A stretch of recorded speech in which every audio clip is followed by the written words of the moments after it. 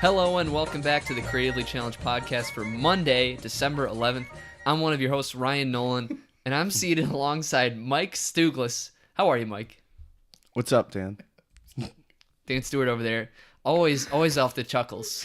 What's going on? Well, at my place of work, Ryan, we are dominating the Jews. There's so much Christmas stuff up. Oh, geez.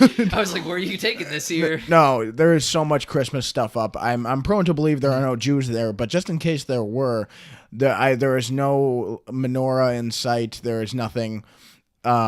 We're destroying the Jews in terms of holiday festivities and decorations at work. That's fun. You know, we were in Best Buy last week at the time we were recording, and they had a Star of David in there, and I've like truly never seen Hanukkah decorations like in public. Yeah, it's not really. I've seen like the candles. Yeah, the menorah. Yeah. How many? I think it's like 7 candles on there. I don't know. I'm not the source for this. It's 8. 8. All right. Yeah, because there are 8 days of Hanukkah. Oh, there you go. I didn't even and know there's that. 12 days of Christmas. But that's how you doing, Dan? No, ABC Family's 25 days of Christmas. Well, that's just so they could do Christmas. I'm thinking about the song. The more famous song. Yeah. Yeah. Because they do 25 days until it's Christmas Day, right? Ryan, what do you get on the first day of Christmas? What do I get on the first day? Is it a partridge in a pear tree? Yeah, Or is that, okay. Yeah, it is. A partridge is a bird, right? There are a lot of birds given out in that song. That's really weird. I never would want a bird as a gift. Maybe a falcon, though. That'd be cool. Would you ever do falconry, Mike? Like if some guy's like, hey, I got a falcon guy. You want to come out to a field and hold it with a big old glove? I'd rather just skeet shoot birds, honestly. I want an owl. An owl would be cool. Especially the Harry Potter stuff. You can't even break his neck then. You could just like turn his head around completely. Not that you would try. No, it goes, his head goes like, it doesn't go like all the way around. It can go like 90 degrees and then, it can go 180 degrees. And but it can't go like 360. That's fucking insane. Just screw it completely around until it like comes off. I am not going to do that. The owl is a very dangerous nighttime predator, and I wouldn't want to fuck with it. It's got them talons. Yeah. Remember in My Cousin Vinny when it makes the screech and Joe Pesci's like, what the fuck? It's been a good month since I've seen that movie. Might as well turn it on at some point. Mike and I just got wrapped up in Scorsese's Wolf of Wall Street this morning because we were just waiting for you. And then we're like, oh, yeah, this is a great movie. Let's just watch an hour of it. It was awesome. No, we were an hour and a half in. Yeah. Yeah. Well, the part I walked in on is an incredible part. Great scene. A certain scene with Margot Robbie, and she's like spreading her business. Her heart. Yeah. The scent of a woman. Why don't we get into the news? What do you say? I've got our first story. Mm-hmm. Director Bryan Singer is no longer on the Queen biopic. That's after the band. After on-set chaos, including throwing objects at actor Rami Malek and being constantly missing from the set. And now it's said that Dexter Fletcher, who is known for Eddie the Eagle, will be replacing Singer as this continues. Now, this movie has had a bunch of production trial problems with even casting Freddie Mercury, and apparently Brian May, who's a former band member, has had a bunch of shit like over control of what gets in this movie, and so I'm just worried about it even being good at this point. What do you guys think about this? I mean, apparently there's even allegations on Bryan Singer now. There have been for a long time. Mm-hmm. Like even since he was directing X-Men, there's been rumors that he's involved in something kinky out there, so it seems like that dirt's getting dug up. Well, both directors, former and current, have worked with Hugh Jackman. Have you seen Eddie the Eagle? No. I heard it was pretty good. I watched a good portion of it with my dad, and I didn't get too into it, but it was a movie. I heard it's a thing. I heard it was just kind of like a feel good, like underdog kind of story, and it's about Olympic skiing, so it's a bit of a niche film at that. But yeah, like it hopefully doesn't suck now. But I'll tell you what, I haven't been incredibly into this biopic since Sacha Baron Cohen left, because he was supposed to play Freddie Mercury, because he said, like, again, it was really hard to work with the band themselves. Mm-hmm. So I don't know. It's kind of It seems like it's falling apart. Well, it's like I get the band wanting to like have everybody do it right, but at some point you just got to be like, all right, people want this film out. We've been working on this film for a while. We've got to get it out. And losing your director like mid-production is never good. So No. You know what? Yeah, what? You got anything? Just, Yeah. we all know. Yeah, We all know. What's our next story? Were you done with that, Dan? Yeah. Yeah. All right. Dan's done with the Queen I just kind of like forgot that the Queen biopic was going to be a thing. So, Until I read about it, I'm like, oh, were they shooting that right now? I thought it was still like in pre-production, but it's not. Speaking of things possibly being in development, which is not pre-production, so I'm not even making any sense. It's a segue. Quentin Tarantino is pitching a new Star Trek film to J.J. Abrams, who directed the previous 2 Star Trek installments. Wait, no, he did not do. He did not do Beyond, right? No. Okay, but he did the first Into Darkness. Yeah. So he's pitching it to J.J. Abrams and Paramount. It's set to be R-rated, and Mark L. Smith, the writer of The Revenant, is rumored to be writing the film. This is very interesting because I know Tarantino's talked about doing a Star Trek film for a long time, but it's kind of weird for me to hear this news about him being involved in the Star Trek film when he's just finishing up a script and getting a studio behind his new Charles Manson movie. So he seems to be working on a couple projects at once, which is not very Quentin Tarantino-esque. Yeah. So I wonder like if he'll be just a producer or just directing, because he always writes and directs his own movies. Yeah, that's kind of weird. But he couldn't possibly direct this with like having the other movie also in the same timeline right now, right? Yeah, it's just curious how fast it's moving. This wouldn't be considered like his 10th film, right? I would say it would be if he wrote and directed, but he's If he not. wrote and directed I it, guess. yeah. I don't know how I'd feel if like his last movie ever is a Star Trek movie. Like, Even if it were like original and all that. yeah, Yeah. I feel like because Star Trek wouldn't be originally his, like the thing that makes him so great is that he writes and directs these, unique scenarios and whatnot. And really, like, the only thing he's like adapted is World War II. I gotcha. And like made that different, but still like it was unique and it was him. So like taking a property that everybody's known since the 70s and like changing that, I don't know if I feel right about that being like his 10th and final film. It probably won't be. They said that he hopes to direct it, but it's just so weird because like he's not writing it. He wanted to bring this to other people, but it was news like last week that he was pitching this, and it must be a really good idea if they're rushing production this fast. They had a team of writers who were trying to see what they could do with the idea, and they've got Mark L. Smith now. And I mean, what has he thought of? I don't know, but it's got to be amazing. His ideas are always amazing. What's so great about Tarantino is that he creates original characters, and like Dan said, original scenarios.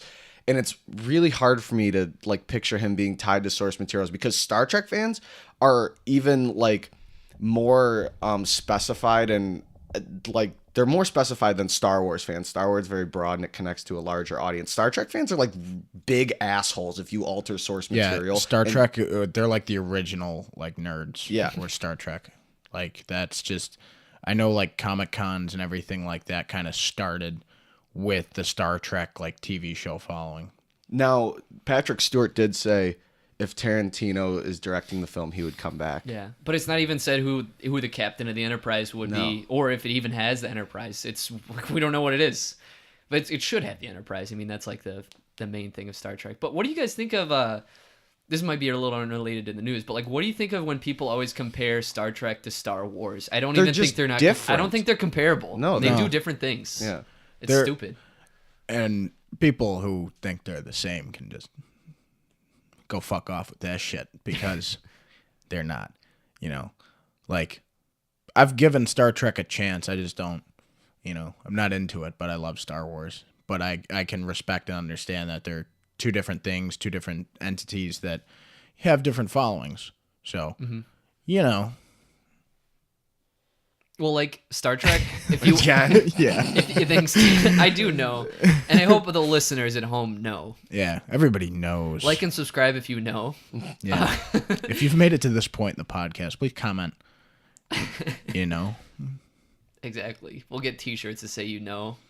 But Star Trek is, I mean, at least with the original series that I watched, it's like a play almost, and it has like commentary on humanity, and Star Wars is just an epic. So I don't like that, but that's not what this new story is. What people compare. I like that they say, though, with his involvement, that it would be R-rated. Yes. That's 'Cause awesome. You could do a lot more with that, and Blood and boobs. that too. Alien boobs. More so just blood and language. Or the themes that they carry over into it. Like it could be uninhibited and like creatively this way. And boobs. And boobs, don't forget it. Remember that scene in Into Darkness with the blonde girl, and they just used her as a sex symbol in that scene when she's like in her bra and panties. It's like iconic for being like super sexist. Do you remember that? And Into Darkness? Yeah, I haven't it's seen like that since the theaters. It's between like Kirk and I don't even know the girl's name. She's like a pretty minor character, but she's like getting undressed. She just like stands there in her God. like bra and bikini, and it's like, What's this for? yeah. I mean, I wasn't arguing. Wasn't Harold, isn't he gay in it? Excuse me? Who? Harold from Harold and Kumar. Oh, who plays Sulu. Yeah, Yeah, they Sulu. made him gay. Yeah, he's gay. But it was again like in Beauty and the Beast with LeFou being gay, where like it was totally not like forced down your throat.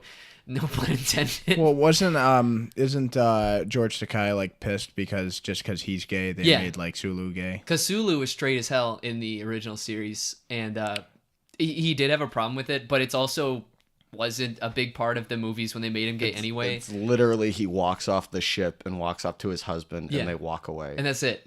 Like, maybe they shouldn't have spent time in the movie on it because it didn't do anything and like didn't enhance him as a character. Yeah, the scene wasn't Yeah, necessary. it wasn't necessary. So like, why did they do it? I don't know. But I mean, I like Leonard Nimoy. oh yeah, He's dead. I know. Leonard Dead Nimoy.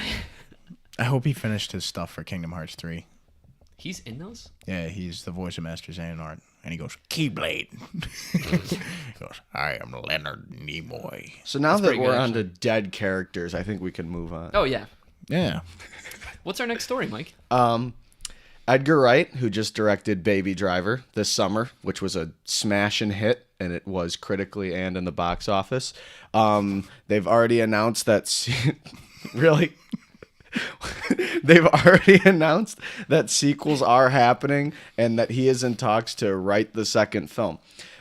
This was a rumor even like when the movie came out, and I think we might have talked about it, but now they confirm that sequels are happening. What do you guys think? I personally would only want to see him if he was the writer and director. And it's not even confirmed. So like, he just said he's in talks. Mm-hmm. I don't want them to make them if he's not on them. Absolutely not. The reason they work so well is because he's got that snappy directing style, and if you don't have that, I don't really know what is so special about it. But I'm just not for it unless he's completely on it. But that's all I got on it. But I like the ending. I like how it was just kind of the end, you know? Yeah. And you kind of had to decide for yourself whether it was a happy ending or, you know, you kind of don't know what's going on. And that was the end of it, you know? Like, I mean, we kind of expected sequels because studios and noise and all that, like, you know, I just don't know if Baby Driver needs a sequel because the movie was just so well done, had a beginning, had an end, clear beginning and end.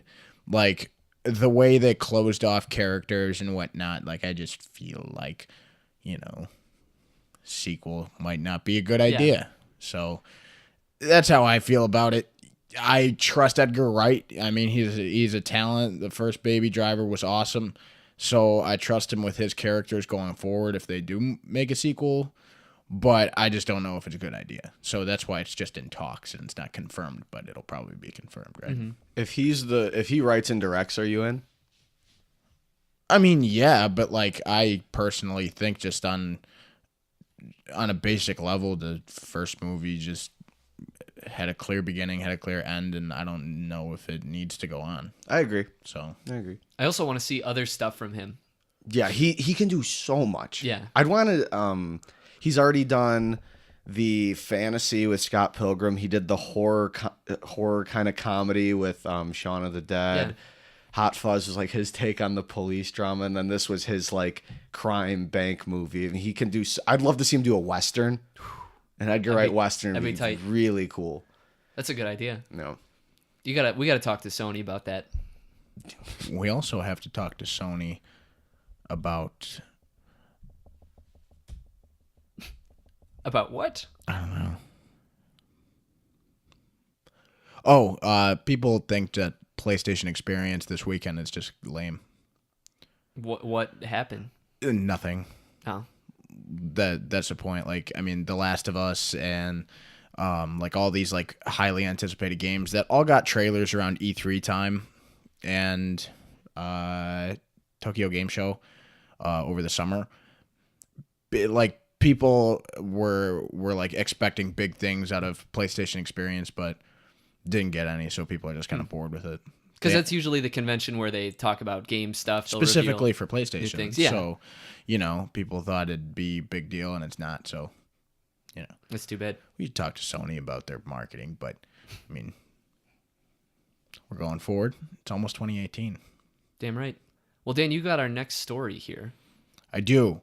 So, a couple weeks ago, we dropped it from the news because a contract between Disney and Fox, 21st Century Fox. Isn't that weird? Yeah. They changed the name, but they didn't change the logo. Well, it's iconic. I don't want them to change it. Yeah, right. It's great. So Disney and 21st Century Fox are in talks for a deal once again this week, and it seems to hold a lot more water than it did a few weeks ago to bring together the superhero universes of the Avengers and the Fox properties that Marvel has. So that's like the X-Men and Deadpool and the Fantastic Four. And it just seems like it's going to be a sure shot now. What I'm concerned with most going forward, this is awesome. I've wanted this to happen for a while. Seeing Fantastic Four and seeing the X-Men with the Avengers. But my concerns are with Deadpool, because Deadpool is the best thing that Fox Marvel has right now, and his crude humor and the way Deadpool is won't work in the Disney universe. It just won't, because Disney will never put their name on a product rated R. It just won't happen. So that is my main concern. Other than that, I'm very excited to see a Disney reboot of Fantastic Four and even the X-Men and Wolverine if that happens. But my concerns are Deadpool. What are your concerns or, positives for it? I didn't even consider how they might have to water down Deadpool like that. And you can't do them any other way. So that's really the biggest concern I have. But I think it's about time they reach this deal. But the only thing I'm actually really excited to see is what they do with everything else that they've purchased, because they're also picking up TV. They're getting FX and things like that. They have full Fox studio. Like, they're going to buy out everything. They're going to get all the studios for TV, all the studios and properties for movies.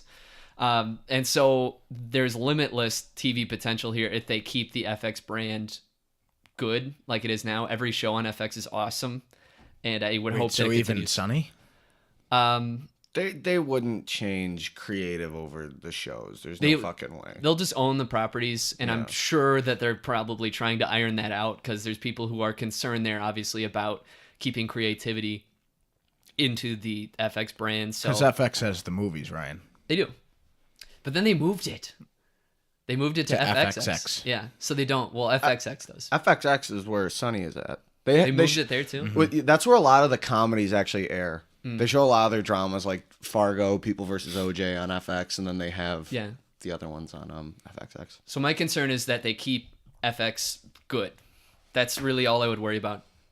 My concern is that if I don't blow my nose soon, I'm going to lose my ability to breathe, and then we're just going to have to off me from the group, and, Go take care of it, man. Yeah, I'm going to. All right. Yeah. That We was will me not announcing start that. the next. Well, you're actually introing the next one, so We'll just will not. stall. To give your... No, you guys hit everything on the head. I don't need to reiterate it. The one I'd want to see is the Fantastic Four done correctly. They failed so many times, though. Yeah. They have trouble telling that, I think, and recasting and everything. I'm curious also with the X-Men universe and, as you said, Deadpool, because those properties are mostly fine by themselves. Yeah. You know, so I really don't think you need more characters like Wolverine and such, but there's so many X-Men characters to where maybe you can do some of the lesser known ones and not just recast Wolverine and Professor X and Magneto again, because I feel like all those roles are iconic to this point. And it'd be so weird having to see new ones within 5 years of each other. Like a full recasted X-Men team would be a little bit jarring for audiences, probably. Well, What I do you want- think they'd like keep the young guys, so like McAvoy and Fassbender? yeah. It's too Michael early to say. Fassbender. I think we would probably get details on that after they close the deal. Like, because that's on everyone's minds. Well, the big thing here is Wolverine. Yeah. You know, like I kind of don't care about everybody else. To tell you the truth. Like Wolverine's a big deal. The problem there is that Hugh Jackman's been Wolverine for 20 years, you know, and his final run was Logan earlier this year. So recasting him is a big deal because there's only ever been one Wolverine. They've done it before. They've recast him. I mean, we got our third Spider-Man ever last year, and people are like, "Oh shit, here's another Spider-Man," blah, blah, blah, and Tom Holland's the best one ever. So, you know, That's so hard to come back from. but yeah, It no, could be it's done. just that, you know, the thing is like, now that I notice, I say you know a lot anyway, but now I'm noticing how much I say it. But now you just drop The one character I want done correctly is Doctor Doom. Mm-hmm.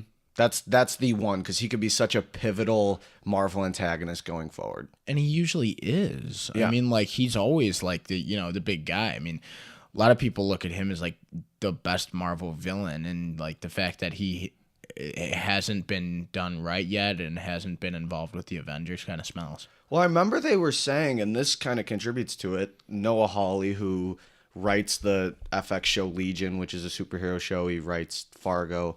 He's doing a Doctor Doom movie, they said, or something. I wonder how that fits in here, because they haven't announced casting or anything like that. They just said his name's attached to the property. So I'm really curious if Yeah, that'll what if be a they small just- screen or a big screen adaptation. What if they just don't bring back the Fantastic Four, and Doom is just a villain for the Avengers? I think it could work. Yeah, I think it could work, that'd be because he's an awesome. antagonist for a lot of people. Right. Yeah, and depending on how they write it, he doesn't really need to be tied to the Fantastic Four. So, I mean, God, it's another thing of just, we're going to know as soon as they close the deal. Mm-hmm. But it's fun to speculate it. Yeah. So Dan, take us into this next news. So speaking of Deadpool and Ryan Reynolds and stuff, the same day this contract was brought up again, Ryan Reynolds got cast as the voice of Pikachu for a new movie, I'm assuming brought by Niantic, who is the company that makes Pokemon. Detective Pikachu. Now, I love Ryan Reynolds. I love everything that he does. He's just such a wonderful personality, and I'm sure he'll bring a lot of personality to even a Pokemon movie. But, dude, Pokemon can't talk, and they just redid Pokemon movie, like the first movie. They basically turned the whole first season of the original Pokemon show and turned it into a film. And there was a moment in that film where Pikachu spoke English, and that's not right. So now here we go again with a movie casting Ryan Reynolds, who is well known for his voice, to be Pikachu. Mm-hmm. And that's just weird, man. Pikachu just says Pikachu, and that's it. Yeah. That's I what it is. always thought of That's it. Pikachu as not even identifying as a gender.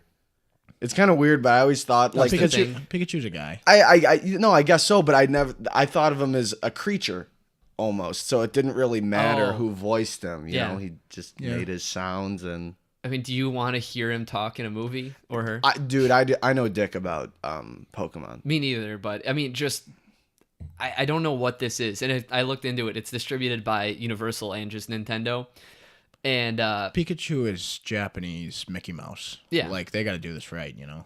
yeah, but like, I don't know what they're doing, and we just gotta wait. It's way too early to say, but it's got to be something weird if they're getting Ryan Reynolds to voice Detective Pikachu to solve a mystery. Detective Pikachu, from what I can recall, was a small, short, like, feature right before a Pokemon movie. Like, I think maybe the third Pokemon movie. And it was just like a short, like, 5 to 10 minute little thing where Pikachu, like, and a couple other Pokemon, like, try and find their missing friend. And that was kind of it. Pikachu had a little hat on, and he didn't speak because they're Pokemon, they're animals. They don't talk. It'd be kind of funny if like every once in a while, like, Pikachu's inner thoughts just have Ryan Reynolds' voice, much like, have you seen in like one of the newer episodes of Family Guy, like within the last 5 years, where Susie was born, Joe and Bonnie's daughter, and her inner thoughts are Patrick Stewart? Oh yeah. Like, that's hilarious. Like, if that was it, like, Pikachu like was still saying like Pika Pika and stuff like that, but then his inner thoughts are Ryan Reynolds. That could work. Maybe that's what they're doing. Maybe. Or maybe Ryan Reynolds is just like a narrator and that's it. But they say like he is Pikachu. So I don't know. Well, it's just weird, you know. But it's Pokemon. Like, it's a huge property, and with what they've already done with the Pokemon movie, people were pissed about Pikachu speaking. So I don't know if this is gonna get backlash or not. But I guess they're moving forward with Ryan Reynolds. Yeah. Is that all we have on this? All right. Our next story. No, let's continue to talk about the ethics of Pokemon. CBS has greenlit a Twilight Zone reboot, executive produced by Jordan Peele and Simon Kinberg, who you might know. He's got his name on a ton of X-Men movies. He was producing them. And Marco Ramirez, who's the writer and producer of Marvel's Defenders and Daredevil. And he will be writing and showrunning this reboot of Twilight Zone. Twilight Zone is one of my favorite shows ever. And I don't know that it has a reboot potential. I mean, it was a really good show back in the day, but I don't know what they're doing.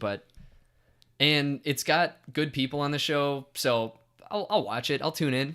I've never seen the Twilight Zone because, well, no reason why. I just haven't seen it. Can you explain it to someone who's never seen it like me, like what it's generally about? So it's an anthology series, meaning that like every episode is disconnected from the other. You're never going to see a character in one episode being in another of the same guy. And so what it does is it'll take place in either the real world or a kind of a cool sci-fi setting, and it has like little commentaries on humanity or ethics and morals, and I've always just kind of enjoyed it. Sometimes they're a little bit slower, sometimes there's bad episodes like any show or most shows from the 60s. But it's great. It's one of my favorite shows, and it's kind of like a lot of people compare Black Mirror, that Netflix series, to the Twilight Zone. It basically does the same thing, but has a little bit more commentary with our attachment to technology. I'd really recommend Black Mirror for anyone who hasn't seen it. But everything's disconnected. And the only worry that I have is that it's on CBS, and seeing a cool narrative getting cut down by commercials could really hurt something like this that has the potential to do really powerful stuff. So what do you guys think of this? They should keep it in black and white. That'd be awesome, That'd actually. Be really cool. That'd be really cool artistic touch. Dan? I don't like young Sheldon. There's going to be ads for that. I know. It's going to be awful. That show is trash. Yeah. I watched the pilot of it, dude. Oh, you watched it? I watched the pilot because I needed to know. Okay. I needed to know. Well, now we know. I love Black Mirror. It's awesome and very much always compared to like the modern day Twilight Zone for doing things with technology that we all know about, you know, that the Twilight Zone of the 50s and 60s could only speculate about. Mm-hmm. But I like this a lot. My concern is similar to yours in that it's on a network television channel, but I mean that's what it was on back in the 50s and 60s. So, you know, I feel like they wouldn't fuck around with the Twilight Zone because everybody knows what it is, whether you've seen it or not. You know that it's, you know, a weird dystopian universe where something fucked up happens. And you know, I've seen the Twilight Zone and I've seen Black Mirror, and Black Mirror is new season is dropping like later this month. So in the times where shows like this, like anthology shows are becoming popular once again through Netflix, you know, CBS just thought, hey, maybe this is a good idea to revive one of the most iconic television shows of all time and see if it can survive in this modern era. Now, if they start doing things that are similar to Black Mirror, where like a lot of it is technological, like scary stuff, then I don't know if they can get away with that. But then also, if they just reboot old episodes, like the McCarthyism episode, which is my favorite Twilight Zone episode, where like this street in America, like aliens fly over and they start to like, you know, well, McCarthyism and Salem witch trials, like they just say like, oh, this guy is weird and he shuts his lights off at 3 a.m. He's an alien. And he's like, oh, I'm not an alien. That weird kid's an alien. And then everybody starts like saying, oh, you're an alien. It's crazy. So I don't know if they'd like remake that episode and they'd remake the one where doctors are pigs and you know. Yeah. So like I don't know what their motives are, but I mean Jordan Peele is a talented writer now, and the people on it seem to work. I'm concerned about the CBS thing, but I don't think they'll like try and fuck with the Twilight Zone by putting Young Sheldon ads in it. Yeah. Well, they redid it sort of in a movie in '83. And they had like some good directors on it, and they just tried too hard, and I think it went over their heads on what the show was sticking to, and it was bad. And then they did 2 years later another like reboot series, and it was trash. And so they just can't lose sight of what they're trying to accomplish. Like Black Mirror, not even made by the people connected to Twilight Zone, and they've got it right on the head. Is there a place for it when we already have a show doing it right? I don't think so. The show does have some great names on it. That's true. We can't really say yet, I guess. I want the guy smoking the cigarette, and he goes, we're airing on a television network where a show ran for too long that people thought were too funny. And now we've made a younger version of a character, and we're telling his story as a child. See, that's Rod Serling. This is the Twilight Zone. Pew. And then it's just a Twilight Zone episode that's about how young Sheldon came to destroy society. It already has. That's Rod Serling, and he's the creator and writer of a lot of the episodes, and the show especially, without him, it's kind of not the same. Is he dead? Yeah, he's dead as hell. That guy smoked a lot. Yeah. He'd be holding a cigarette like in the intro to the episodes. But he was a smart man. And he's not here anymore to write this great show. Because he got lung cancer. So did Humphrey Bogart. Yeah. That's true. Well, is that all we have on this? I don't know. Judy Garland had a drinking problem. She overdosed. Took a lot of barbiturates. Yeah. Well, Marilyn Monroe also had a drinking problem. We're doing the top 5 first, right? Why don't you intro it in? All right, so our top 5 of this week, our recurring segment, is top 5 It's Always Sunny episodes. It's Always Sunny just left Netflix, so we're all heartbroken, obviously. It's a very sad day. It's very sad. So we stayed up last night watching it till the bitter end. Well, actually, I went to bed and then Dan fell asleep on the couch. But we watched a lot. And so to reminisce a little bit, we're going to just break down our top 5 Sunny episodes. Why not? So, do you guys have your list with you? I got mine right here. I gotta pull mine up first, so you guys start whenever. So we'll go around the table saying one each, and obviously we'll probably have matching episodes sometimes. That's fine.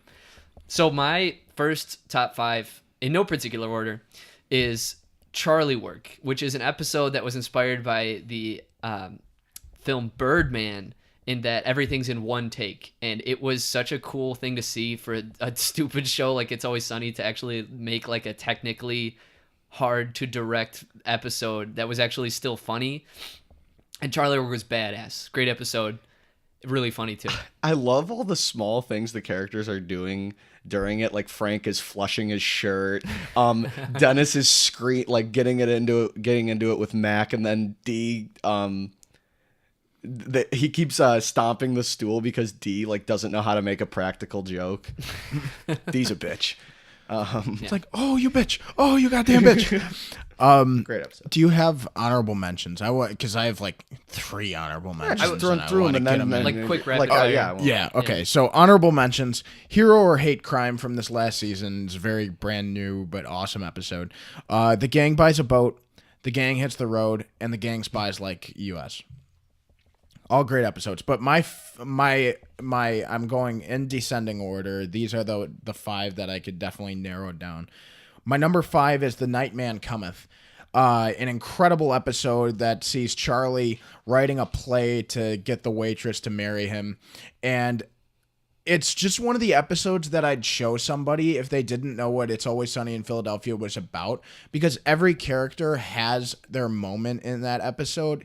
And it just one of the most iconic It's Always Sunny things is just the Dayman song, and it's so awesome. The Nightman Cometh is one of my favorite episodes, and it's just so funny. And Dayman, fighter of the night, man, champion of the sun, you're a master of karate and friendship for everyone. And I had to do it. Understood. I had to do it. Yeah.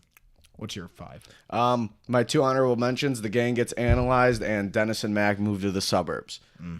Great episodes. My number 5 is Charlie McDennis. It was so good they had to make a second one. Another one where you get an insight to all the characters in it. Frank goes in a kennel at some point. He eats the ingredients of a cake. Dennis gets a dart thrown through his hand. Just a great fucking episode. Really trashy show. Everyone's trash. Repulsive people. Yeah. So that is my number 5. My next one, Flowers for Charlie. This is a more recent episode, if I'm not mistaken, in which Charlie becomes a supposed genius, and it's actually written by the guys who do Game of Thrones. And it was, again, just like a great episode. It's based off a book I like called Flowers for Algernon, that they do the same thing. And it's great to just see Charlie being an idiot. Dan? My 4th was your first one. Mine is Charlie Work. It's just a funny episode because it's more recent, and towards the last 2 or 3 seasons, the guys who put this show together have just tried to make whatever they can. They did a Making a Murderer episode where Dennis is like a serial killer, and they just have this opportunity because this show just has so much life, and to do this kind of Birdman one take episode, to not only be it a very impressively shot and well done episode, but to still have that feel of It's Always Sunny and still have it be so fucking funny. I love Charlie Work, and it's a great episode, and I love it. That's my 4. My number 4 is the gang dances their asses off. I fucking love that episode. Mostly because of what happens to Cricket during the episode. It's one of the episodes that you see Cricket getting broken down. He comes in with his robotic legs. His robotic legs break on him, and then he's colluding with Frank, and then Frank's calling him a street rat, and he's telling him to shut his mouth. And then at the end of the episode, Cricket rolls in on a fucking skateboard and breaks D's leg with a baseball bat or something.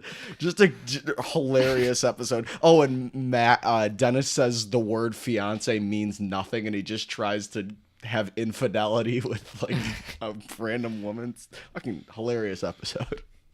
My next one is Frank Reynolds' Little Beauties, in which Frank tries to throw a child pageant and really tries to avoid the fact that he diddles kids. Frank doesn't diddle kids, and he makes sure you know it. And it's a stupid We got to episode. do a song about how we do not diddle kids. Frank, nothing is going to make them think you diddle kids more than writing a song about it.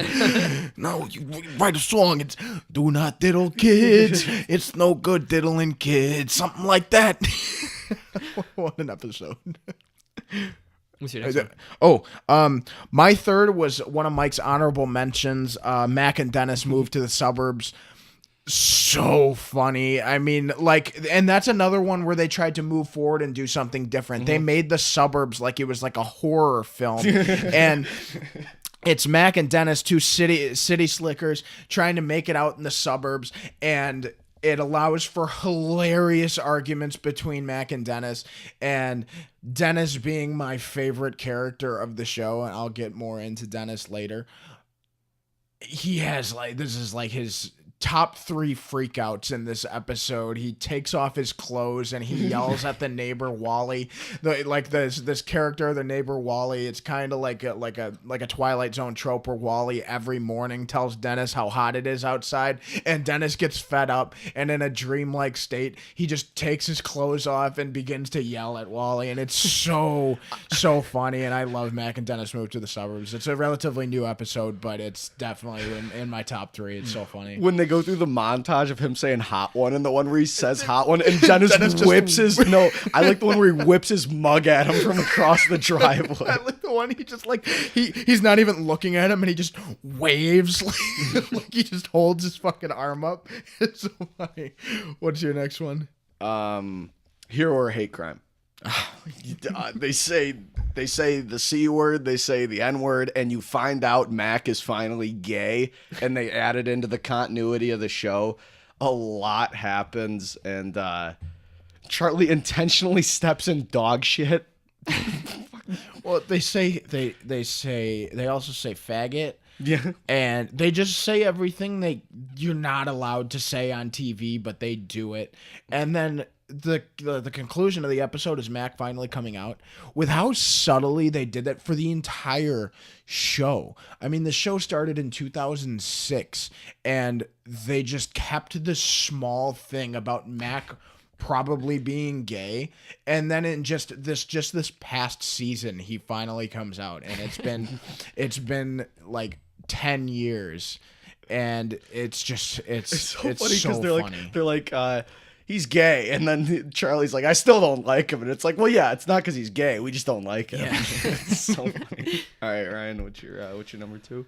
The gang gets analyzed. We just rewatched this the other week, and it really highlights how insane everyone is. It allows you to kind of really step back and be like, oh my God, these people are insane. And I wish I knew the name of the actress who plays the psychiatrist. She's in Reno 9. I almost said Reno 911. It's 901. Well, we can't It's go Reno a week 911. without slipping in a 911 That was comment. stupid. I had a Freudian slip there. It's a good episode because everyone is especially their character, and it's just a good character episode. Is that the introduction of the frog kid? No, I think that's the second mention of him. The second mention. Dan? The first mention of the frog kid was in Reynolds versus Reynolds, the serial trial. Okay. That's where Frank gets like admitted into being. That's where the Frankie first time Donkey Donkey Brains comes up, and that he went to it. He was at a nitwit farm, and his roommate was a frog kid.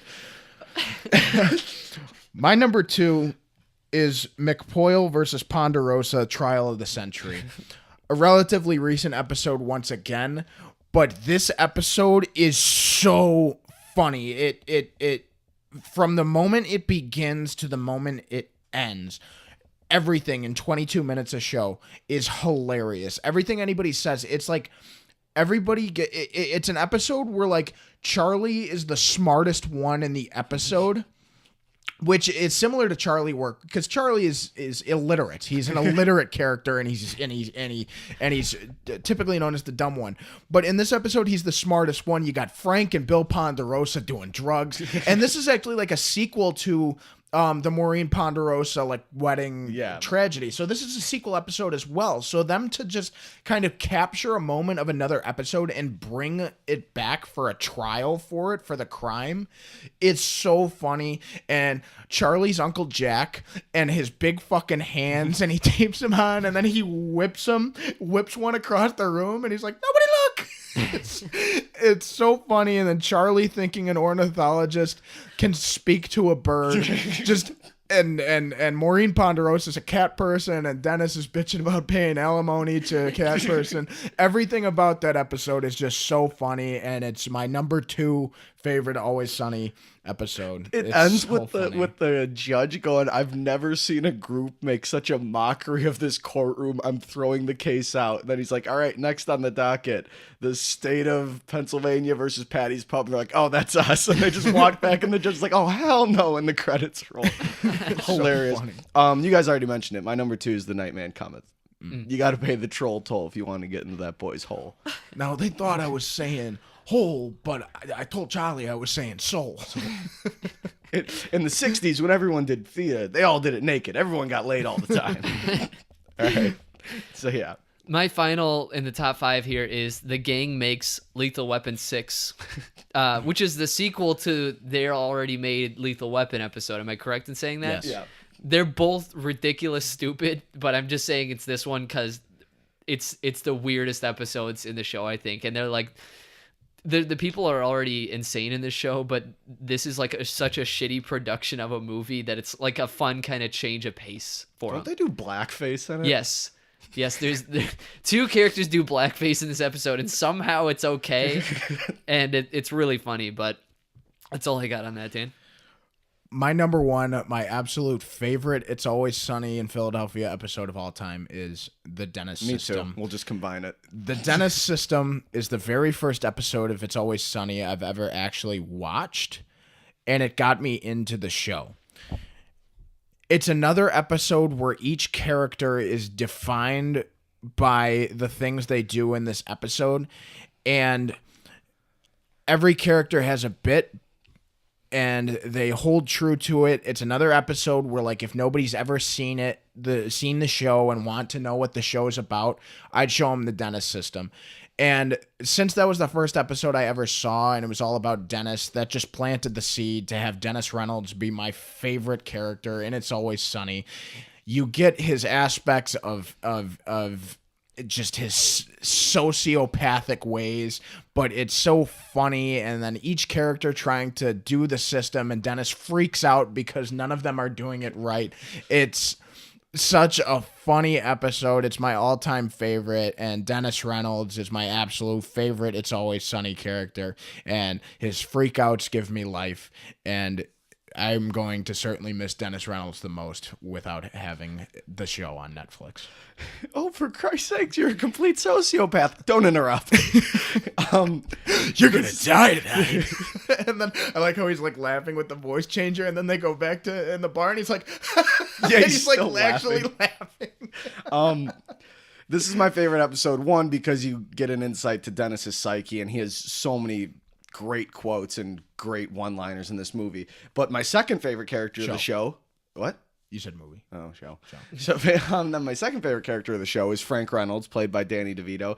And I think this episode produces the greatest Frank Reynolds moment ever when he says... I would have gone in and bought a box of Magnum condoms, thus demonstrating I have a monster dong. This episode was also the birth of Mantis Toboggan. Who becomes one of Frank's like most used aliases. Is the weird like little hints to like continuity a barrier of entry for the show, would you say? Like there's all these weird little character things that to get the inside jokes, definitely. I always say to people, you can associate a casual Sunny fan with a diehard because almost everyone's favorite, if they don't watch the show a ton but occasionally do, is Charlie. Just because he's loud and he does a lot of dumb shit. But if you really get into the psyche of the characters, almost everyone who watches the show will tell you Dennis is their favorite character. Because when you start to actually learn the inside jokes, it just becomes so funny of how they act in every situation. Great show. Yeah, they're phenomenal. Sad to see it gone. Dennis Reynolds. But It's not gone. It's not gone. It's on Hulu, and by next week's show, I might have a Hulu account because I can't go without watching It's Always Sunny. And next year, they'll probably have the new season out anyway. Yeah. Although they should not do it if Glenn Howerton's not coming back. Agreed. Is that all we have on top 5 for this week? That's it. Yep. There's this is our first time our recurring segment has recurred. Look at that. Look at that. So we're going forward. Next week we'll be back with overrated, underrated. But once again, I have to promote that we want some engagement, audience engagement. If you're a casual and or diehard It's Always Sunny fan, or you've never seen it, watch it. Buy a Hulu account. Buy a Hulu account, watch It's Always Sunny, and let us know who your favorite characters are or what you like about the show, because we would love to hear it. And next week we'll have more overrated, underrated, but please comment and tell us and text us what you like about It's Always Sunny in Philadelphia. Well, with that, we saw a movie this week. We saw Three Billboards Outside Ebbing, Missouri, which is directed by Martin McDonagh, who you might know from directing In Bruges and Seven Psychopaths. A mother personally challenges the local authorities to solve her daughter's murder when they fail to catch the culprit. It stars Frances McDormand, Woody Harrelson, Sam Rockwell, Peter Dinklage, and Mac's mom. Let's get into the positives here. Well, Mike, what'd you like about this movie? I liked so much of this movie. This is a contender for my favorite picture of the year. Right now, I think it's the best written movie of the year. Frances McDormand and Sam Rockwell, surely Oscar worthy. They're both phenomenal. I mean, they show so many different sides to their characters, and really, it makes some heinous and despicable acts at times, and you should hate them. But you know, there's a lot dug into this movie, and I mentioned the writing earlier. This movie subtly seems like a tale of vengeance or wrath, and actually deep down it's about how to cope with loss. It hints at things like police brutality and the outlook on authorities, handles it really well, I might say. Handles things like racism as well. It just deals with a ton of social issues in a very unbiased manner, and I fully compliment Martin McDonagh for it because he was not in your face at all. A lot like Get Out earlier this year, he kind of just highlights some of these things and say, hey, these exist in America. Be cognizant. It touches on the changing of the South. And I absolutely loved it. And this is someone who gets easily offended by liberal agendas. I mean, everyone's known for that. I just loved every aspect of how this movie was written. As I said already, the characters were great. I loved Woody Harrelson's role in the movie. He's used very unconventionally, and the movie kind of surprises you at points, which was another thing.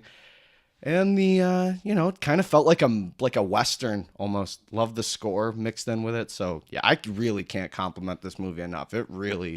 I was emotionally affected through all of it. I've never went through laughing in one scene to sinking in my chair in the next so many times. I mean, this is what a black comedy is mixed with drama. I think this is like a perfect idea of it. And Martin McDonagh is quite the auteur. He's doing a hell of a job. Yeah, there were a lot of laughs in the audience, even though it's a pretty serious movie. Like the audience seemed to have a good time. It is vulgar, and this is a guy who really uses vulgarity well. If you've seen In Bruges and Seven Psychopaths, he uses the C word a lot. Dude, I can't, like you mentioned, like everything I love about the movie too. I mean, I can't compliment this movie enough. I mean, like going into this movie, like you knew generally that it was like good, people had the reviews were out on it, like this movie is good. I walked out of this surprised at how much I loved it. It was such a well done film. The cast together worked so well. And with the situations that happen with certain characters, the fact that the characters still carry on the film is incredible. You get some great cinematography. The shots really set you up well. It puts you in an environment that you're in a small town in Missouri, and you feel kind of trapped where you're at, and it's just local law enforcement. Almost a character within itself. Right. Yeah. Because they talk about Ebbing like it's just a town that people can't really escape. And, like with the story of Frances McDormand's daughter being raped and killed, it's almost like the faceless man was like the town itself. So it was just so well done. The characters, the acting was great. Frances McDormand and Sam Rockwell, get used to those names because they're going to be around a lot during award season. I'd like to think they'll be nominated for this film for lead actress and supporting actor, probably. So, you know, that's something to look forward to. You talked about it, the comedy mixed with the drama. And the emotion was just so stirring. You were at highs and you were at lows.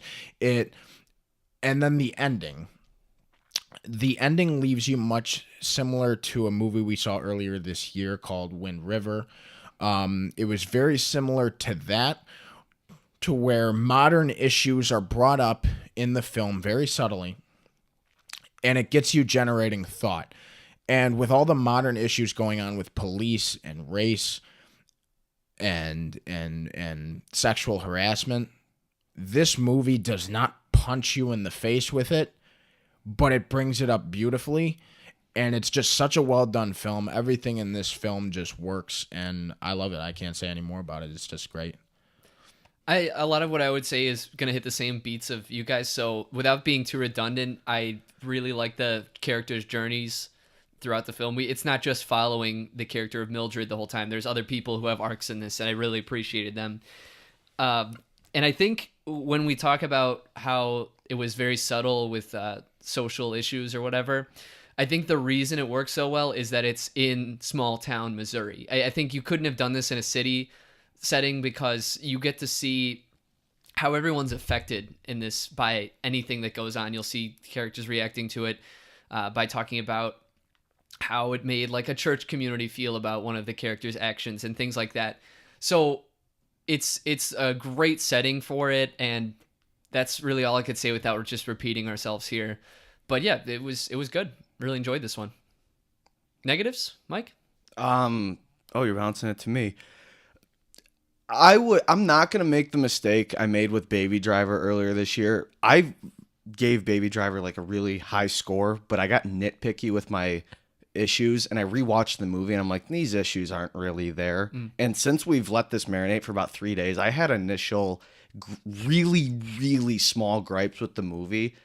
If I have one, there's about 1 or 2 filler scenes, and then the other one is the movie was funny in itself, and it sometimes felt like there was a swear or 2 forced in there. Sure. Like when Woody Harrelson's having dinner, he's like, Dixon, I'm at my goddamn Easter dinner. I was like, well, you could just answer the phone. It's already funny enough. It's kind of, it just, there was a couple times it felt forced, but besides that, really, I don't have any problems in terms of stories or characters with this movie. And I have analyzed it a lot. I was thinking about this movie the next day for hours. I was re-listening to the soundtrack. I mean, this movie really affected me.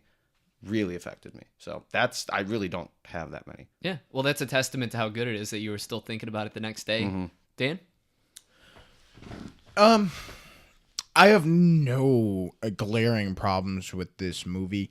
You know, at first I was a little shocked by the landscape of the film. I was just like, they're surrounded by mountains and valleys and whatnot. So, you know, I was just like, but then the Ozark Mountain range stretches across the southwest side of the state of Missouri. So if the fictional town of Ebbing, Missouri is there, then it's perfect. And it's okay that there are mountains and hills and valleys in the geography of the land. So I have no negatives with this film. I thought this was a real town the whole time. Oh no, legitimately. Ebbing, Missouri is not a real place. It's a real sounding town name, but that's not. This was filmed in North Carolina. Really? Yeah. Considering we've been residents, well, Mike and I have been residents in Missouri for 2 years now. You have not been, but it seemed like a very realistic small Missouri town. Okay. Well, my negative that inhibited my enjoyment of this film as much as you guys is that I had a problem with one of the main characters, Mildred. Throughout the movie, and really the main reason all the events in the film started was that she saw the law not be carried out in the murder of her daughter. She thought that they didn't follow out with the law, that no one got justice, and that order was not maintained. And I completely agree with her motivations to do that, but then Mildred in other scenes will do things that are against the law and put people in harm, and they're incredibly like reckless. And so for someone who calls for the law and then goes outside of it by also endangering people, just like her daughter was endangered, I think I have a huge social problem commentary for another group of people. on what exactly? Race, and it's just, Well, this is my highlight on it, and this is I totally understand your gripe, but what I got from it was the movie with every single character. The biggest thing it's trying to highlight is how people cope with loss. Mildred is not. She's more of an anti-hero. She said, Frances McDormand said herself, she was channeling her inner John Wayne to this movie, and she's almost like a rebel herself. And I feel like she's supposed to be making poor decisions at times, because I don't think this movie's glorifying the actions of the people it's in. Oh, sure. And that's the thing. I mean, the way people are coping with the law, people just think justice comes from injustice after horrible things happen to them. So we can see with a lot of situations that happen, whether it's with sexual allegations or with differences in race between the police and African Americans, we have seen riots and we've seen protests, and we have seen people operate outside of the law in a response to what happened. So I just thought that this was just a mother of a rape victim seeing no justice in her local police department. So just, it was just like, well, my daughter got raped and killed for operating within the law. I'm not going to operate within the law. That just kind of is allowing my daughter's murder to go unsolved.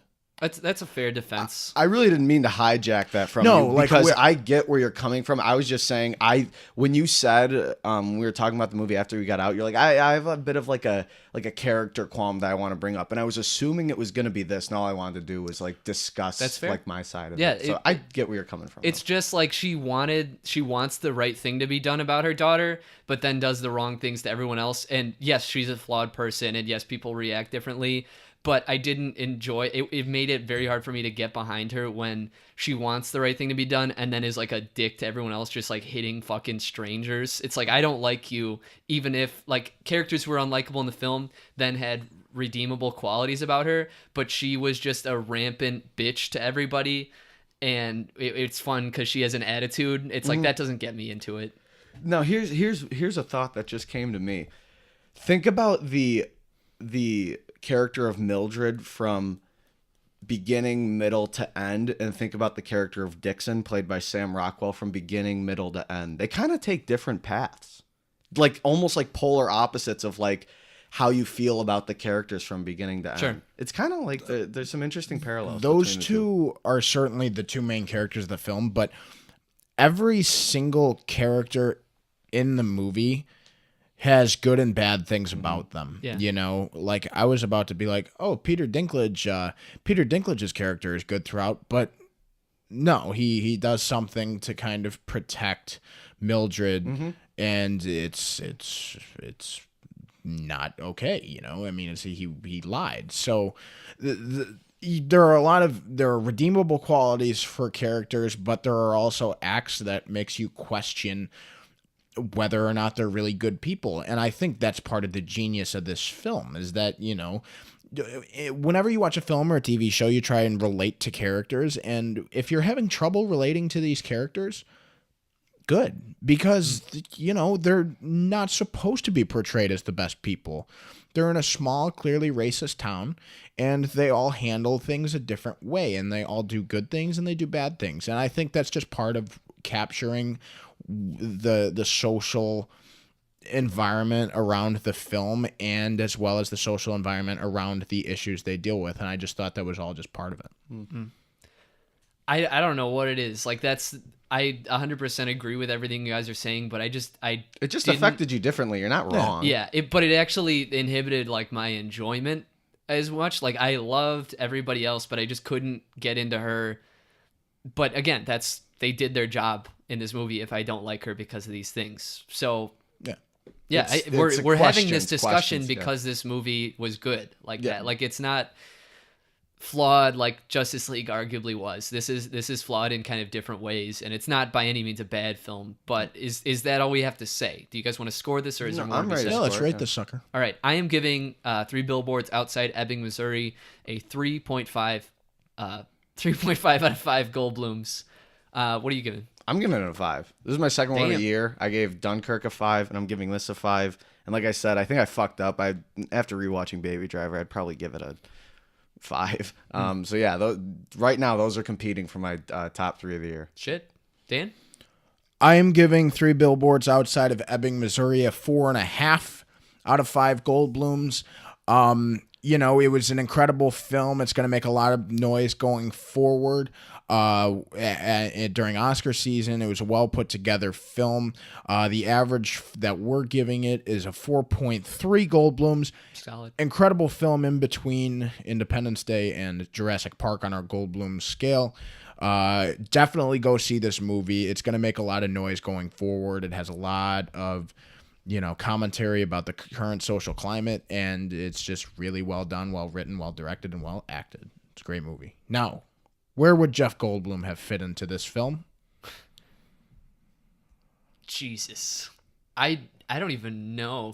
I don't think there could have been more Goldblum. If he was anybody, he definitely was that guy in the police station who had glasses and like had a couple of lines in the film. Oh yeah, that could have been him. Yeah. Yeah, that would have been good. And he'd be like, Yeah, Sergeant. Dixon, we're gonna need you to come into the station and drop off your keys. and that would be it. The only issue is that I don't know if this has a wide theatrical release at all. It doesn't. I don't know if people are going to be able to really see this, which is too bad. Before we came back from break, I saw it was going to start premiering at Marcus near us. Okay. So I think some theaters are grabbing it, but it's definitely a limited release. I don't think audiences generally are going to be clamoring to see this just because that's how movies are. But Yeah, with independent movies, but I've said this to a couple people. I think there's enough in this movie in terms of there's some action, there's a lot of laughs, and there's some drama. I think there's enough to where you can get a lot of people to find some enjoyment in this. I think it just touches on so many different themes. I'd hope so. You could fall in love with the frontier and mountain aspect and the scenery. I mean, there's a lot to unpack. But like, if it does premiere at a theater that's like a half an hour away for you, I think it's still worth it to like get a ticket and go see it. Yeah. If this movie does come to a theater near you, definitely go see it. There's not that much out right now. No, until Star Wars next it's week. worth it. And yeah, next week we're reviewing Star Wars. So Can't wait.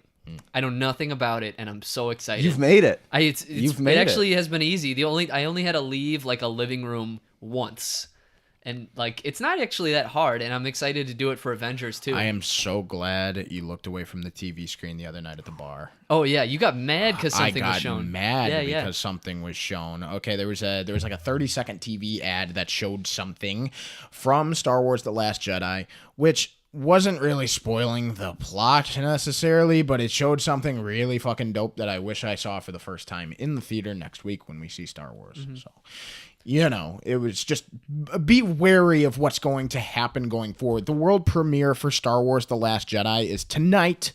It is Saturday, December 10th. Is it the 10th? I don't know. It's the 9th. It's Saturday, December 9th right now when we're recording, and the world premiere for the film is tonight. So for the next 6 days, 5 days, 6 days, be very aware of spoilers. I know Ryan has been doing a great job at keeping away from it. If you don't want to be spoiled for Star Wars, take proper precautions and just stay away from the internet, stay away from everything you can to kind of be spoiled, because after tonight and people have seen the movie, it could be a big time shit show. I'm curious when the embargo lifts. That's when you get the reviews and stuff. Yeah. For Force Awakens and Rogue One, they usually do it the beginning of the week. That's when I remember it happening. So that's kind of when you got to start clearing away. Today's when you get the tweets. Right. Saw Star Wars, this blah blah blah. They can't really divulge plot details. I think starting Monday, I'm just gonna shut my phone off. You mentioned that. How does that happen? Dude, the thing was I did it leading up to Force Awakens, okay? And I had kept it off for 2 days. We had decided we were down here for finals our freshman year, and we skipped seeing it on Thursday night. We wanted to wait until we were all back home with our friend group to go see Star Wars together. And so we were going to see it on Saturday. It premiered Thursday night. So I shut my phone off on Wednesday, went through Thursday, went through Friday without my phone. My parents knew full well that I was coming home on Friday. And so I did fine. It gets to Saturday morning. We're seeing an 11 a.m. show of Force Awakens. I turned my phone on at about 10 to text Mike to see if the rides were all okay. Within the moments of texting to see if the rides were all right, I got an Instagram follow notification on my home screen. So when somebody follows you on Instagram, there's nothing you can do about seeing it and not seeing it. Mm-hmm. An Instagram account called Han Solo is killed by his son, Kylo Ren, popped up on my phone. That was the dude's screen name. What a cuck. Yeah. Within an hour of seeing the film. Why did they follow you? I wanted to cry. I was angry. I wanted to throw my phone. So I don't know who the person was, but it had like 10,000 followings. So for 10,000 people, if they had yet to see the film, it was ruined. The ending of Force Awakens was ruined. That sucks. By some troll. Trolls are out there. They exist. Some of them will see Star Wars tonight at the world premiere and will try to ruin the movie for you going forward. So just be wary of them because it can happen and it will happen. That is why I'm shutting off my phone. Good. Well, our main topic this week is kind of inspired by the character of Mildred in that she doesn't give a fuck. And I applaud you gentlemen because you are two people I can say in my life that I know do not seem to care about what other people think. And for me and maybe other people out there, I know it's hard to like not care about what other people think. And I mean that in like how you conduct yourself. If you're able to just be yourself or wear whatever you want outside, I don't know. But I wanted to talk about that today. Like, how do you guys not care about what people think about you? What's the step you take to that? I don't know. There's not like steps. I mean, like, I think by the way to not give a fuck is to just not give a fuck. Like, I'm not trying to be like an asshole or anything like that, but on one of our earlier episodes, you asked me what the best advice I've ever gotten was, and it was my grandma telling me that, like, you're great, and she saw something in me that, like, I had yet to see myself. I mean, I was 13 when my grandma passed, so I hadn't really developed into, like, a person yet. You know, and I went through some personal struggles, and, you know, I just kind of realized that being myself is the best thing. I'm the only person in the world who can be the best at being me. Yeah. So I just, you know, just take that under my helm every day, and I just say, like, I'm weird. I'm a nerd. I like to do weird things. I don't take people's shit. I don't care what other people think about me.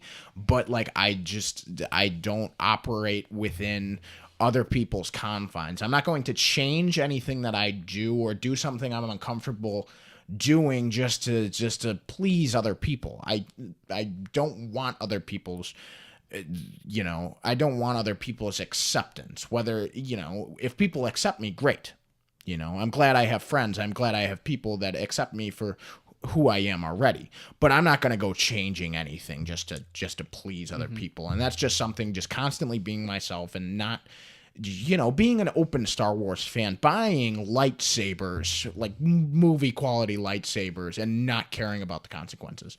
Is just, you know, like normal people would be like, why the fuck did I just do that? I'm just like, oh, I have movie quality lightsabers. They're awesome. Yeah, why not? Yeah. So, like, it's just, it's totally a mindset. You just have to just, you know, not care. Like, if you just want to wear shorts and flip-flops in December and you go out to the store and people are like, look at this idiot, he's wearing shorts and that's flip-flops. just insane. Yeah. Actually. Then you just go, you just buy your milk and you keep going. Yeah.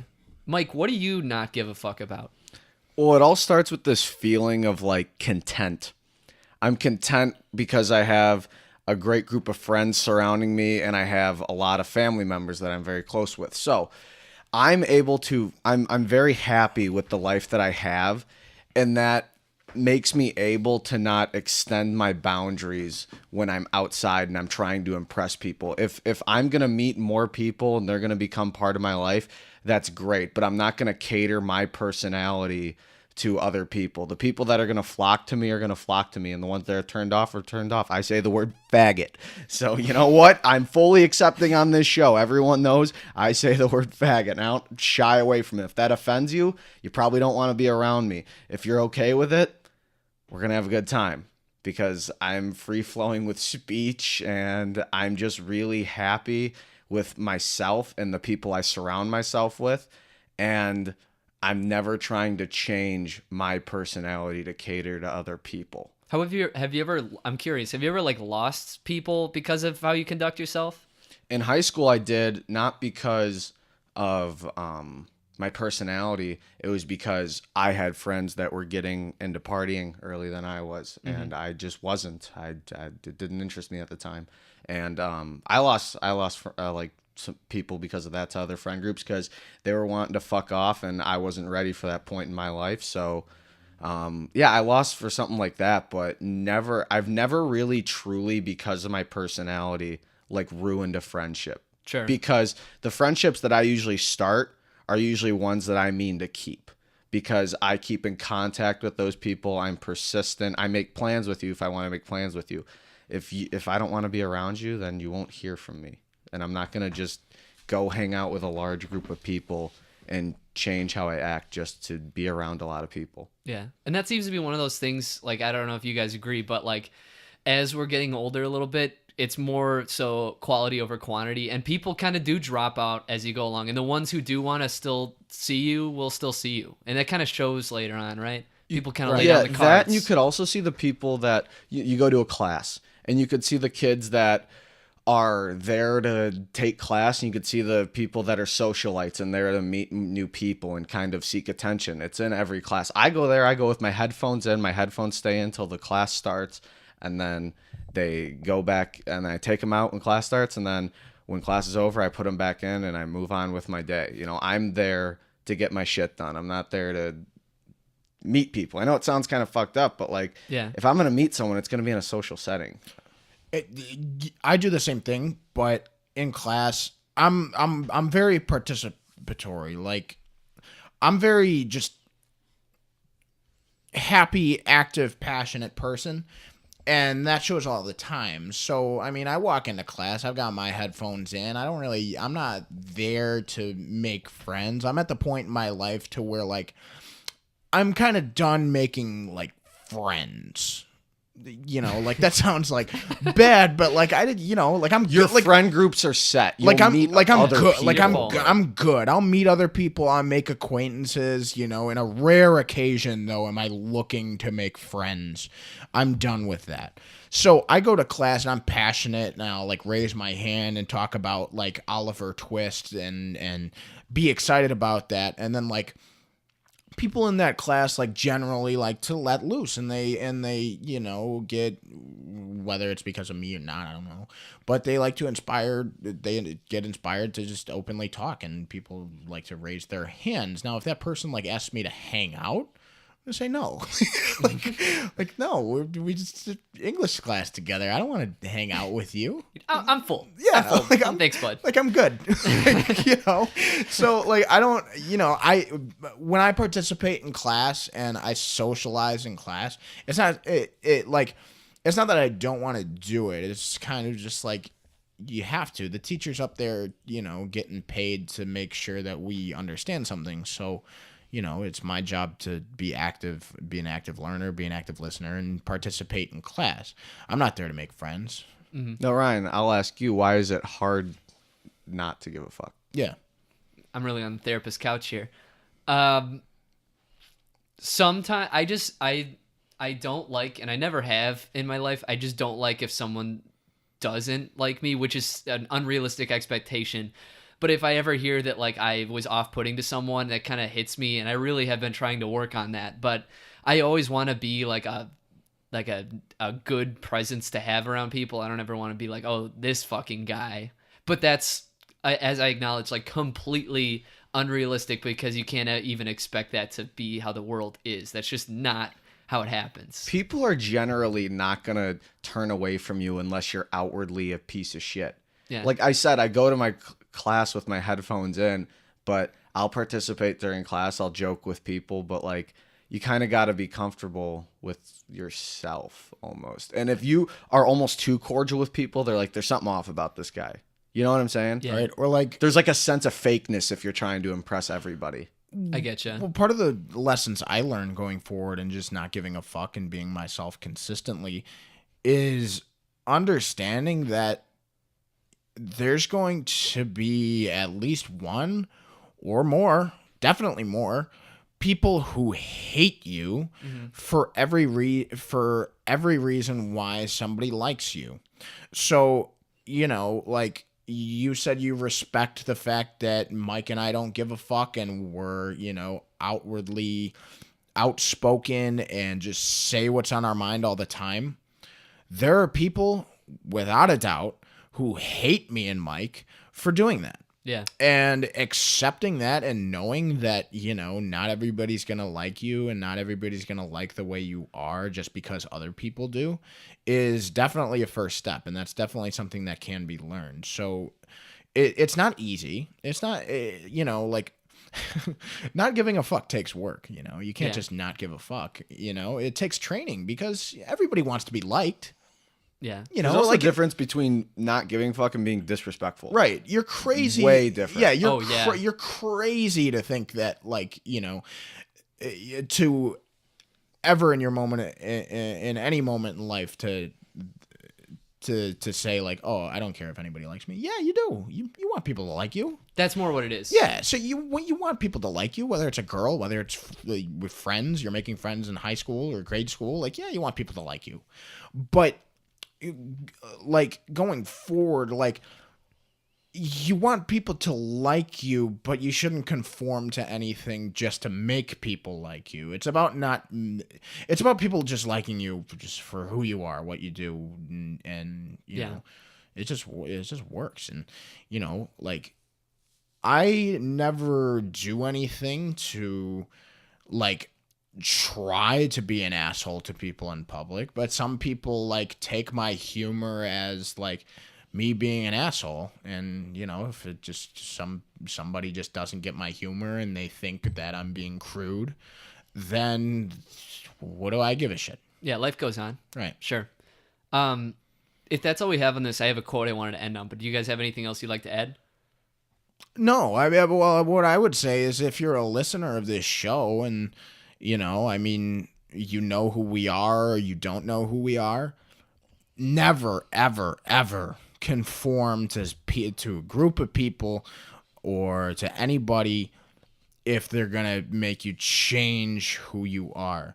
You know, in a time where, you know, change is almost forced and it's offensive to be certain things and be certain ways, you know, stay strong to your personality. Stick with people who you know are going to be a good crowd and good company. People you know that accept you for who you are. Be with who you are. Never change. Always be yourself. And, you know, do everything in life with a passion, with only the way you can.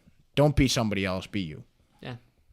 Well, here's the quote I'd like to share. I have a few quotes in the Notes app on my iPhone that I always kind of go back and read them because they've always kind of been prominent. And this is one of them. There are 4 types of people you encounter throughout life. The first are the people who like you for the wrong reasons. The second are the people who like you for the right reasons. The third are the people who dislike you for the wrong reasons. And the fourth are the people who dislike you for the right reasons. And that last group, the people who dislike you for the right reasons, are the ones you should be concerned about. The people that like are like you've done something wrong and they don't like you for it. I think that's like really the only people that you should worry about, the people that you've done wrong to, and everything else is irrelevant. That's essentially saying everyone's flawed. Yeah. Right. I like that. Yeah. I like that a lot. I mean, like, I've said it on this podcast before, so I'm not concerned about saying it. It's like me making a 9/11 joke in public. I know it's not the right thing to do. Somebody who's never met me before and knows I make 9/11 jokes has full right to hate me. Like, you know, like, like, that's fair. oh, that guy's an asshole because he makes 9/11 jokes. Like, yeah, you're right. You know, I'm not like, fuck that guy. He doesn't get my humor. That's not what I'm talking about when I say my humor. Like, oh, you have to understand my humor. 9/11's funny. Like, no, it's not. I'm just fucked in the head. Like, if somebody doesn't like me because I make 9/11 jokes, they are justified. And yeah, there you go. That's you've understood the quote there. Right, but like, you know, I mean, it is concerning that I've made jokes like that in the past, but like, once again, like, I'm not, you know, not going to change because a group of people doesn't like me for it, you know. Yeah. Just, you know, they don't have to talk to me, I don't have to talk to them, and I'll go forward with people who will just give me a sympathy laugh for 9/11 jokes.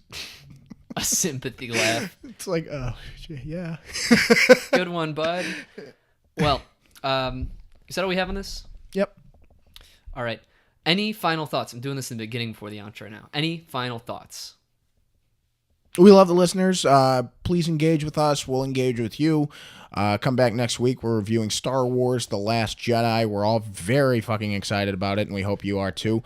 Next week, we're also bringing back Overrated, Underrated. We hope you enjoyed our recurring segment, Top 5 this week. And once again, I stress engagement. Please let us know what you like, or if there's something you want to hear us talk about, please feel free to do so. Other than that, we love you guys. Keep listening, and come back next week. All right. And that is this week's podcast. Remember that each and every Monday morning we upload to YouTube, SoundCloud, and iTunes. Give us a follow on Facebook and Twitter to keep up with what we're putting out every week if you'd like. And as always, thank you for listening. Love you guys.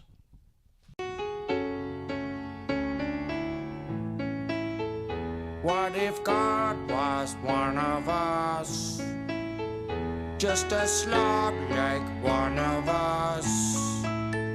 Blue, blue, blue, blue, blue, blue, blue. Yeah, blah, blah.